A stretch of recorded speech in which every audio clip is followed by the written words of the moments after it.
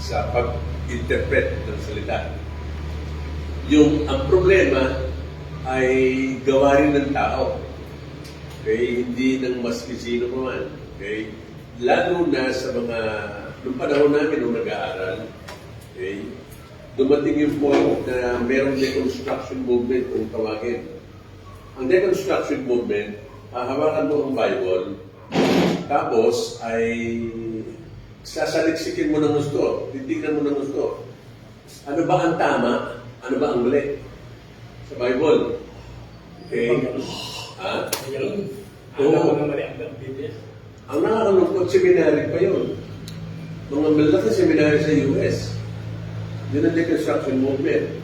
Kasi sa labas, ang uso is kung hindi mahahawakan, kung hindi makikita, kung hindi maririnig, kung hindi mo ma-physical na ma-touch, it does not exist. Yung gano'n. Okay? So now, for example, yung mga, halimbawa, si Jesus Christ, ipinanganak ng birhen ng nanay, tapos walang asawa, si Mary. Batakin mo, ayaw tanggapin ng mga Americans yun. Hindi maaari yung gano'n. Kaya yung virgin birth ay hindi nila pinapasulan. Questionable yun. Yung mga miracles, questionable yun. Yun ang deconstruction. Okay? So, yung mga miracles na gano'n, yung mga mahihirap na mga ikakaintindihin, hindi basta-basta, okay, ayaw nilang tanggapin yun. So, yan ang deconstruction. Yun yung sa nagsimula, sa mismo sa loob ng mga, mga seminary. Hindi lang pahalan seminaries. Okay? So, 1. 2. Ano ba ang purpose natin pagka nagpa-Bible study? Pagka nag-aaral tayo ng salita? Di ba hanapin kung ano yung original intended meaning?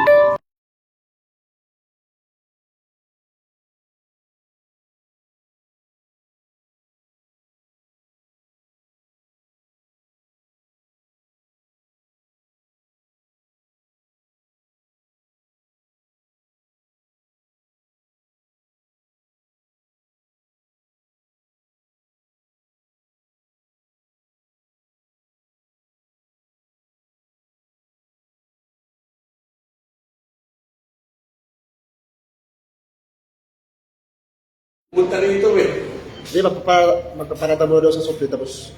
Oo. Tapos ang naging isa sa mga problems pa. So yun yung nasa loob ng university, ng mga seminaries, yung mga gano'n. And then, socially speaking, sa labas naman, psychologically speaking, ang authority ng meaning, okay, ang authority ng meaning, wala na sa speaker na kanino na. Nasa mga nakikinig na. So, kung parang lumalabas na kung ano yung iyong meaning, kung ano yung interpretation mo, yun ang tama. Wala nang common ground. Wala na sa speaker. Okay? So, yun ang malaking problem na nangyari. At marami pa actually na nangyari. Sa mga seminary, Oh. Magandang umaga po. Takbo agad. Bakit ano? May nakalakad ko din. Okay. So, yun ang mga tinanggap ng maraming mga nag-aaral ng mga pastor. Kaya ang nangyari is, ang labo-labo na ngayon. Okay? Ang isa sa mga problema is this. Nawala na ang center of authority. Dati Bible ang Diyos ngayon, dahil sa ikaw ang nag-interpret, at sa sa tema ng usapan ang nag-i-interpret ang tama. Wala na authority ang scripture. Okay? So, ang nangyari ay napakalala. Tinanggap ng tinanggap, maski yung mga maling turo. Okay? Maski yung mga ikanang unbiblical na. Pag sinabing unbiblical, talagang wala sa Bible. Okay, talagang tinitira niya ang Bible, wala na. Wala na. Okay? So, yun ang problema. Kaya malaki ang nagiging problema natin na mga nag-aaral kung paano na darating tayo talaga dun sa talagang original intended meaning ng author. Okay? Bili mo dumating sa point na wala nang aral ng mga tao. Hindi na nag-aaral. Okay? Naabutan ko yun. Panahon namin. Yan, sila Butch Conde. Naabutan namin yun na kung ano sabihin ng Diyos. Yun na yun. Kaya, yun, napapanahon ko yun. Hanggang ngayon, yung iba nandun pa rin. Good morning, sir. Morning, sir.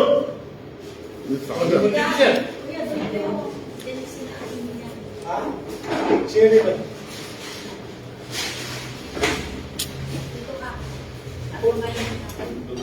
Parang putak. Siya doon lang ina-okay doon. So, hanggang ngayon sa pastor, yung ganong practice pa rin. Parang Kayo tuta. pa rin mga rin. Meron pa rin. Eh, kung naniniwala sa simbahan niyo, kung kayo parang, Okay. mas mabuti pa, may ginagawa eh. Ano yung Wala ka ng pangalan doon. Ha? Kasi yan simple yung sagot, di ba? Na akala mo natutuwa. Wala ka ng pangalan doon, buhay mo to. So, ayun, Yan ang Rambo. Hanggang ngayon, yun Rambo pa rin 10. minsan ang mga nangyayari. Okay? Ako mismo, typical, very typical. Yung pastor ko, okay? Imagine mo, naging pastor, alam mo ang trabaho niya sa Avenida, sa Maynila, meron doon mga sugal-sugal eh. Yung bang 2 moves, mate, sa chest, yung mga ganon. Invento ng mga logo yun. O yun, isa doon sa mga meron mga pwesto doon. Jess Baraha. Pero, Tapos naging Kristiyano daw. tapos may ganun pa, yung lipat-lipat. Beto. Oo. Biruin mo yun ang mga naging pastor. 70s yun ah. Okay? So, ano ang maituturo? Ni walang aral. Ang practice ng araw, linggo, kantahan, ganyan. Tapos pumunta yung pastor sa likod ng pulpit. Pag binuksan ng Bible, Lord, gabayan mo kami.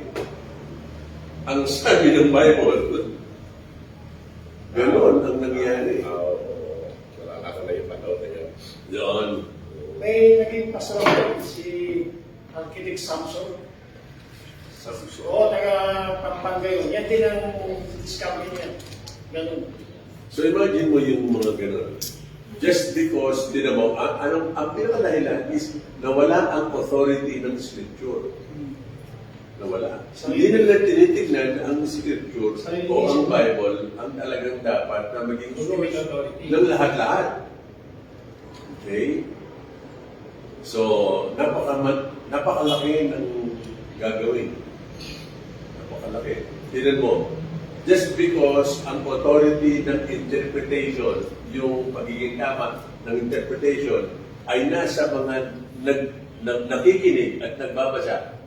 Wala na doon sa binabasa, wala na sa author. Nandun na sa bumabasa. Kung ano interpretation niya, yun na yung tama. Kanya-kanya na. Kanya-kanya. Okay? Lalong nawawala sa Bible ang authority. Okay? O saan na nakapasok ang otoridad? Wala na lahat. Kasi walang absolute. Yun ang problema. May question ako.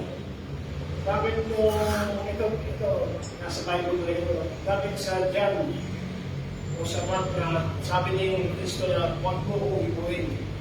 Diba? Pero doon sa Matthew na, chapter 28, verse 9, niyakap siya na Maria kanyang mga paa. Para may konting, diba, konting contradiction, diba? Nung inaka, Oo. hindi ko alam kasi, hindi ko... Matthew 28, 9, ang context. Oo, yung pagkabuhay After niya. resurrection na. Pagkabuhay niya ito eh. So, pagkabuhay. Si Maria, huwag mo kong hawakan, di ba? Pero doon sa macho, nayakap siya. Okay. Ang kanyang pa, sa macho, Ang ano lang nun is that hindi pa na-represent ni Jesus Christ ang kanyang life at ang kanyang sacrifices kay Ama. So before that, hindi pa siya maakyat. Huwag mo kong hawakan. Pero afterwards, nung na-represent na niya yung Ulit ngayon, sa iyo. May pakita na sa iyo. bumaba na. Ay hindi ba?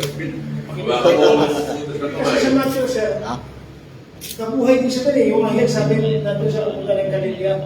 Kaya nung makita siya sa macho 20 na, nung makita siya niya pala, iniyakap siya sa pa. Sa kanya ng mga Tapos na yung ano nun, tapos na yung presentation, umaga. Tapos na. Nahuli yung macho na yun, nahuli. Nahuli yun. So, hindi pa pwede na ika nga, sabay o kaya yung umaga ganon. Kasi doon sa Merong ritual na nuance yung Bible. Always, merong kulturang Greek o kaya Hudyo. Yun ang titignan natin. Okay? Pag binabasa. So, dun sa mga Hudyo, maski yung mga plain ng mga tao, hindi sila pwedeng magbigay ng offering na marami. Hindi sila pwedeng magbigay ng offering ng mga hayop na Diferensya. may diferensya o kaya nagkaroon ng diferensya. Ganon. Okay? So, ganon din si Jesus Christ. Yamang ibibigay niya ang kanyang sarili, ang kanyang buhay, ang kanyang mga sakripisyo. Okay? Ipipresenta niya kay Ama. Okay? So, hindi dapat magkaroon ng karumihan. Ganon. So, yung paghawak ni Maria na ganon, umiiwas ang Panginoon na siya ay marumihan. Huwag mo kong hawakan, di ba? Huwag mo akong hawakan. Kaya hindi ang pag-inuwa sa libingan, hindi na nakaupo eh. Doon din sa macho, ganun din. Tatasan sa macho 5 nakita na lang yun. Ngayon na, si Maria mismo ay nakawakan niya pa. O, yun yung ano na, nakapagkano na siya. Hindi Hindi. pa ang aking ang naawakan niya. Hindi, sige. Maski sabihin mo nung si Maria, ibig sabihin, I mean, maski si Jesus Christ, ibig sabihin, tapos na yung in-offer ni Jesus Christ, yung kanyang life, Tapos sa iyo. tapos na yun. Okay, hindi maaari na magpahawak ng Panginoon. Otherwise, marurumihan siya. So, pagka narumihan siya, yung kanyang sacrifice for 33.5 years, magiging baliwala. Kasi yung kamatayan sa Pulong Kalbaryo, magiging baliwala. Kasi nagkaroon siya ng karumihan nung ginawakan siya. Kasi kung yung mga sa'yo, parang parehas na. Oo. O yan, titingnan natin ngayon. Kaya nga dapat natin talagang pag-aralan ang salita ng Panginoon. Parang napagado yung technicality po yung pala ito. Lahat. Sa buhay ko. Okay? Kaya nga, makikita mo sa ating pag-aaral, ang hermeneutics o ang pag-interpret, ang talagang pag-interpret ng Scripture, science. Hindi science, hindi art. Okay? It is not a science, it is not an art. It is both. Bakit science? Kasi meron talagang rule.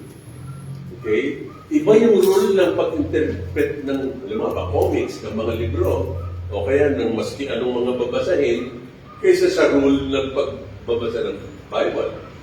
Okay?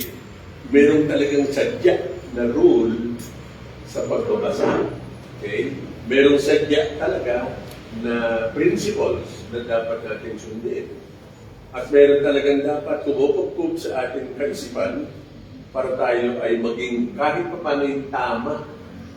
Kasi hindi lang tumama eh. So kahit pa paano maging malapit tayo dun sa sa katotohanan, there are general principles kung tawagin sa pagbabasa ng Bible. Okay?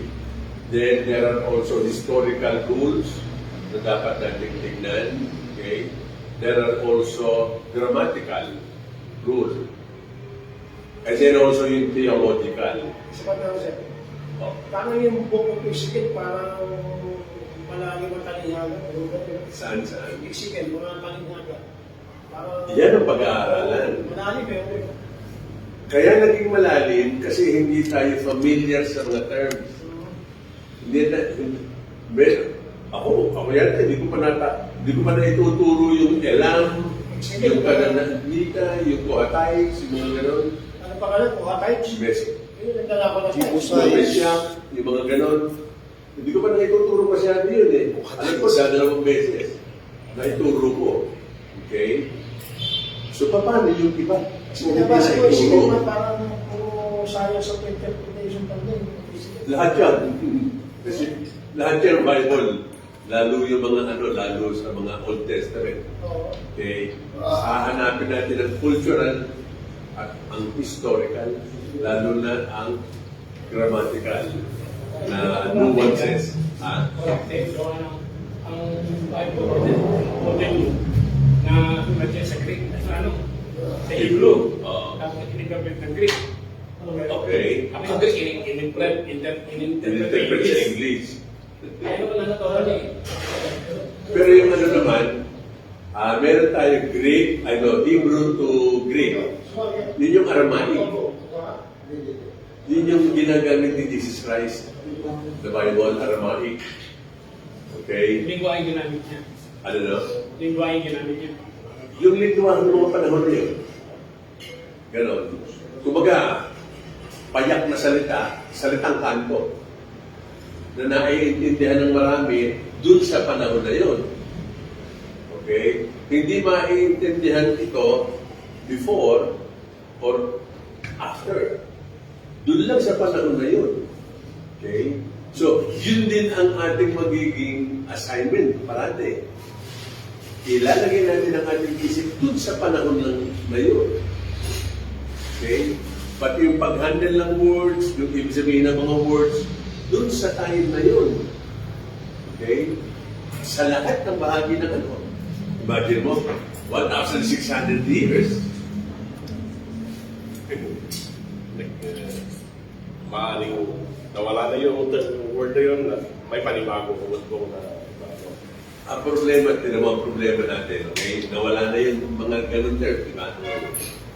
Eh, anong ginagawang meaning ngayon ng mga present, ng mga nagtuturo? Kagaya halimbawa, Ezekiel 38, yung Meshach. Okay? Ang sabi ng ibang Moscow, yung gano'n. Okay? Yung Elam, yung Russia, yung mga gano'n. Okay?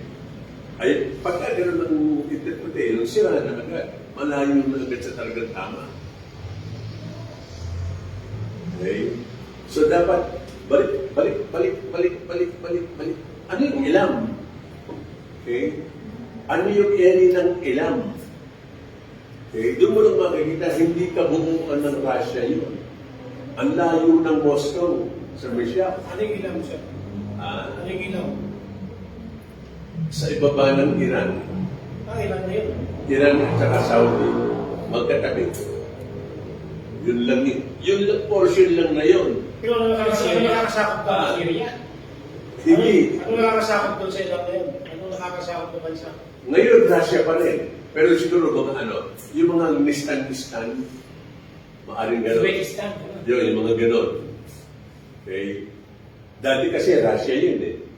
Okay? Kaya nung Meshach, ginawa Russia. Kasi ang Russia, USSR pa, USSR. Ang daming bansa. Union Soviet Republic. Oo, ang dami noon. Pakistan, hindi naman Afghanistan. Yung Uzbekistan, Germany, yan, Uzbekistan, yung gano'n. Ukraine. Sa may bandang baba ng Russia, yung area na yun. Kaya pagka ikaw ay nag-interpret na Russia yan, at saka Moscow, lulusog sa Israel, mali agad. Okay? Tapos meron pa, marami tayong mga dapat pag-aralan eh. Yung Euphrates River, matutuyo. Talaga matutuyo. Bagay, ngayon meron na sinasabi, natutuyo raw eh. Di ba? Natutuyo na yung lugar. Tapos, from there, lalabas yung mga doon dadaan. Yung mga sinasabi, mga forces, more than 200 million yata, naaatake sa Iran. Okay? Ay, sa Israel. Yung ba talaga? Anong tropa yun? Just in case. Okay? Huwag mong ilalagay ang pag-iisip sa present. Sa history, sa history mo, Yun dapat. At saka kung ano yung ibigay ng prophecy na yun. ay almost yan pa yung natin, yung almost, Ano yun? almost yung daanan ng mga bata. Hindi ko alam ang pangalan ng Hormuz. Ewan ko kung anong dagat yun, pero for sure, meron yan.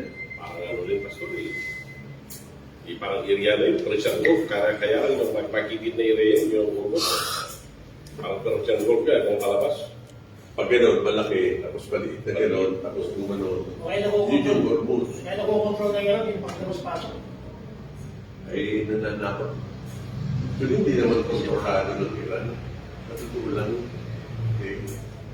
Hindi nila kontrolado. Pero kung naniniwala dito, hindi gera ng US to kasi ang US, pag gumera yan, nagkakaroon yung mga logistic ko, kung ano ito ba? Medyo Ano yan? Hindi Isang gera sold lang ito. hindi gera ng Amerika, hindi gera ng yan. Okay. Nasusulat. Pero tigil ko dyan, nasusulat talagang dapat maganap. Yung ganyan. Okay. So parang pag nag-trophy sa'yo ako seal no? Kasi in the future, mag-iiba na yung pangalan ng mga lugar na yan, maaaring na-subdivide, maano. Pero ang terms pa rin niya, yung term noon, parang gano'n yun. Dapat ganon. Ganon. Okay, kung may magpa-prophesy, dapat ituturo din dun sa mga tao na nakakapakinig kung ano talaga yung mga, ano tawag ito? Kung ano talaga yung ini-indicate ng mga pangalan na yun. Kung sino talaga yun, kung ano talaga yun. Kaya talaga magkaroon tayo ng map na atlas. Ganun ba talaga yung Si Pastor William, mayroong mga mapa dati yan eh. Ganun ba talaga yung, gusto pag mag-reach ka, yung titignan mo yung history talaga dati. Katulad ng EXA, hindi naman EXA, Highway 54 yan. Oo, I will 54. Tingnan po ang history yan. Tama. Highway 54 yan. Tama naman. Tama naman. Hindi yun. talaga mga ano yan, mga 3 daan lang yan, hanggang sa naging EXA yan. Ang mga pastor, yung maliit pa na kulay dilaw. Tapos sasabihin mo, pagka may nagbasa halimbawa ng mga sulatin ngayon, Yung ano nasa Macarthur Highway naman yan, dito. ang iisipin naman nila na EDSA ay iba din. Okay pa din. Diba? So, makikita mo, nawawala ka na sa talagang focus sa Word of God. Hindi na problema. Okay? Minsan may makikita pa tayo. Yung mga nangyayari ngayon na mga karoon sa Middle East, kagaya ng October 7 sa Israel, nang-rape yung mga Hezbollah, yung mga Hamas.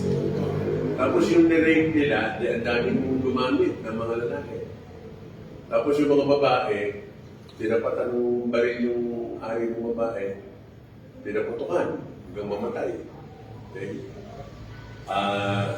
Mga baby, buhay. Mga buhay, pinagsama-sama, tapos lindian. Okay? Ganon ba talaga sila? Saan ang galing yung ganon? Okay? Magugulat ka, pagka nakita mo ang Old Testament, may mga ganong practices. Okay? May mga ganon sila. Ang buhay para sa kanila, parang baliwala lang. Okay? Halimbawa, Muslim, ngayon. Ewan ko kung ewan ko basta polo kung gano'n din sa, sa Mindanao. Ang mga Muslim, walang takot sa kamatayan. Yung iba takot. Hindi kasi sa kanila, yung pinaka-religion nila, kasama mo. Kung mamamatay, mamamatay. Kung mabubuhay, wala kayong magagawa, mabubuhay. So yun ang isip nila. Hindi naman siguro lahat. Hindi lahat. Dahil kasi mayroon tinatawag na fundamentalist yan, yun ang sinasabi mo. Okay. Yung mga Muslim natatakot din mo. Ganon. Okay. Sa bilangguan lang pa dyan, no? Sa Muslim na ayaw kumain ng inupuan eh. Piningasan ni Pimentel eh, kumain na. Oo, dito ayaw mo kumain. Si Ruben, si Ayaw. Kilala ko, ayaw mo kumain na, no? Inalis ko, kumain naman. Yun tulang ha? Yun ba? Masarap pa sa patay. Ito lang inalis lang dito. Kaya nga lang, oh. Hindi, may kasi may mga Sunni, may mga inalis mga. Oo. Yun talaga they are. Ang Sunni ang dahil kultura yan eh. Ayan, sila kami hindi, yan ang Sunni. Ganon. Siya kasi Saudi. Imagine mo, pare-pareho silang Muslim. Di ba? Kung titignan mo ngayon at ipapasok mo sa Bible, yung mga nangyayari ngayon, okay? Hindi ka pwedeng hindi magpunta din sa culture o sa history nila. Yung ganon. Okay? So, dun mo lang siguro maiintindihan bakit ganon ang mga pag-uugali nila na parang walang takot sa ano to ah. Okay? Imagine mo, yung buhay, baliwala. Okay? Itong 12 days war, di ba after that, nag-demo, nag-rally yung mga tao. Ang ginawa ng IRGC, pinagpapalit. Yung iba siguro, di talaga namatay agad. Pero maraming namatay. Then na hospital. Pinuntahan ng IRGC sa hospital. Inis. Boom! Sa ulo. Ang tama lahat. Pagawa pa. Oo. Talaga pinatay. At hindi lang sa kato. Ulo eh. Ang mga butas, dito lang kayo ng mga nabatid. So bakit ganun ang treatment nila sa life? Okay. Makikita rin natin yan kung pinag-aralan ang Bible. Okay? Or dapat nating makita, dapat nating pag-aralan. So, ang pinakamaganda is as we study the scriptures para sa ating mga sarili, o kaya gagawa ng sermon, tingnan mo rin yung ibang sources. Mag-aaral din ng iba. Kaya para makita natin noong mga panahon na yun, sino ang hari, ano ang nangyayari. During the Old Testament, wala pa mga Muslim. Wala pa. Pero dito mo makikita nga yung pagkakapareho eh. Yung ngayon na nangyayari. Kasi nga si Muhammad, sinobli niya lang yun. Okay. Sinobli niya lang sa Old Testament. Imagine mo, nung Pero araw, yung Old Testament, wala pang Muslim yun. Sabi, wala pa. Talagang wala. Nung after mamatay na si Christ, kala mo ba siya 700? Ay, wala 700 AD. Wala yung sa ibang turo, 6 minutes sa isa. Kasi, Mga Arab lang yun, hindi nila Muslim. So, tignan natin maganda kung ano ang talagang pag-ugali nito mga Arabong to. Yung mga naging ano ni Ismael. di ba, explain sa ako. Pero, di ba, ang sabi nga ng sumpa, parati kayo makikipag-away. Yung mga taong yun, sila Ismael. Okay? So, titingnan din natin. Kasama yan sa background ng ating pag-aaral if you want na magturo from the Old Testament. Okay? Para na sa ganun ay nailalahat natin sa mga nakakakinig. They will understand. They will understand. Okay? Nagulat ako kanina. Nag-usap kami ni Michael. Hindi ba ngayon ang lumalabas? US against Iran. Di ba? Or Israel against Iran. Mali. Yung ano ngayon, tingnan natin yung ano ngayon, hermeneutics ngayon. US against Iran, o kaya Israel against Iran. Ang tingin natin, ang kalaban talaga ng Amerika at ng Israel, Iran. Okay? Yun ang interpretation natin. Yun ang balita eh. Yun ang balita. Therefore, yun ang ini-invite natin. Yun ang pumapasok sa isip at puso natin. Pero it's very, very, very low. Arab versus Arab na eh. Ha? Arab versus Arab. Okay?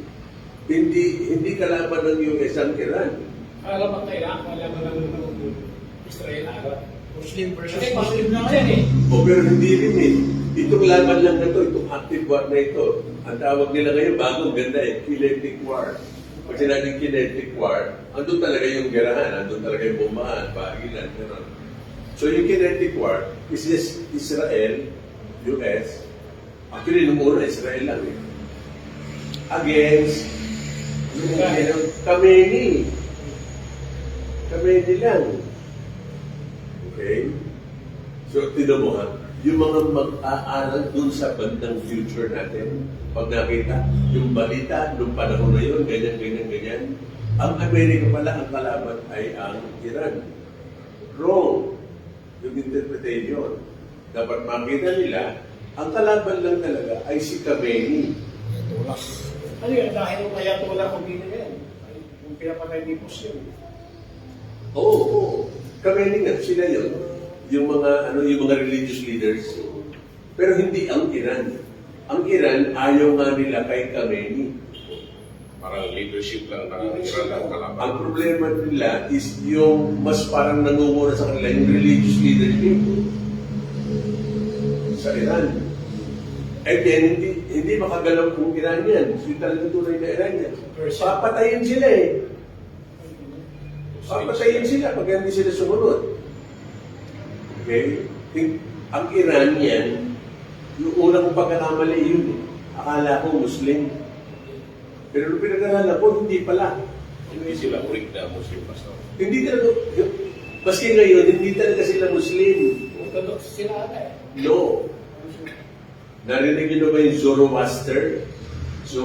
Zoroastrianism. Sila yun. Zoroaster. Zoroaster. Oo. Meron silang parang Diyos na ang symbol ay light. Eternal light. Tagal-tagal na hanggang ngayon, hindi pa na lumamatay yung apoy na yun. So yun yung Zoroaster. Zoroaster. Oo. Maayos sila, tahimik sila. Ganon. Kaya lang ang nangyari, 70s, ewan ko kung nakita. Communism at saka Hindi. Islam. Pumasok ang Islam. Kasi nung panahon na yun, talagang ininit ng mga Muslim yung Iranians Mga tao. para tirahin ang American Embassy. Ewan ko kung nakikita niyo, ay nabalitaan niyo ba yun? Okay? So natalo Amerika. Wala silang nagawa. Okay? Di ang nanalo, ang umaga ay yung mga Muslim. Ang ginawa ng Muslim ngayon, pinuwersa nila ang Iranian na maging Muslim. Yun, Magsuot kayo ng hijab, magsuot kayo ng kung ano-ano. Ito lang ang makikita sa inyo, gano'n. O pagka yung mga babae, hindi nagsusuot ng gano'n, dahil hindi naman yung kasuotan nila eh. Yung Persia, yung Iran, pinagtulungan niya ng Russia at saka ng religious na leader, nila Khomeini. Oo. Pinagtulungan yan. Yes. Yung communism at saka yan. Kaya pinersa nila, nung nanalo sila, pinersa nila, natalo ang umagang Iran, hindi sila makagalaw ng Kaya sarili. yung religious na Russia at saka Iran. Kaya na pala mamatay niya yung Khomeini niya. Patay na. Patay na. Kaya yung isa pa. Yung ngayon patay na. Diba? Kasi yung Ayatollah Khomeini, patay nung... Wala na yun. Oo. Nawala na. Yung Ali Khamenei, kung namatay na yun. Hindi Khomeini, Khamenei. Pinanood ko yung commentator na yung European. Sabi niya is, noong panahon na naagaw na yung Iran ng nagpamaya si Jimmy Carter, President ng US, hindi inaksyonan. Yes. Kaya lalong lumala, sabi niya. Mabuti na lang, sabi niya, nandiyan si Trump. Para Ayun. sumilid na yun. Kasi alam ni Jimmy Carter, pinamayaan niya. Yun nga yung nilusot ng Muslim at saka ng Iranian sa ang embassy. Beirut. Beirut. Hindi, sa mismo sa Tehran mismo. Ay, Iran. Pinasok nila ang mismo yung embassy. Tapos ang daming naging hostage sa Americans. Marami rin napatay ng mga Americans. Pinabayaan na yun. Yan, sila Carter. Pati mga ibang presidente. Dahil ang ginawa ng mga Muslim, alam nilang kung paano manakot mantakot. Tinakot nila Amerika, tinakot nila yung mga even European countries. Ganon. Okay? Natakot na yun. Kaya yung mga tao na yun, yan sila Carter, sila Biden, pati si yung negro, Obama. si Obama. Imbis na sumpungin nila, binigyan pa nila ng pera. Billion pa. Para tumahimik. Binigyan pa Para manahimik.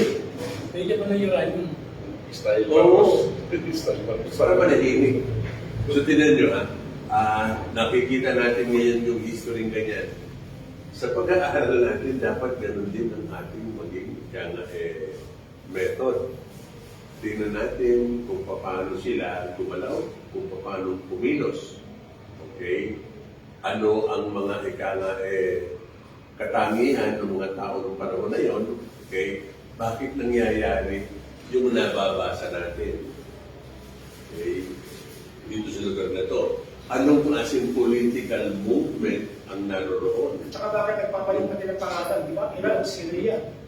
Bakit nagpapalit ng pangalan? Ay ano na yun, talagang kasama na sa pagiging tao natin. Yung ganun. Oo. Nababago talaga ang mga pangalan. Tapos, ang pagbabago ng pangalan, lalo sa mga panahon nila, Babylonia, Iraq, di ba? Oo. Babago. kung sa tao, depende sa circumstances. Okay? Depende sa parents kung ano ang gusto niya maging para sa anak niya.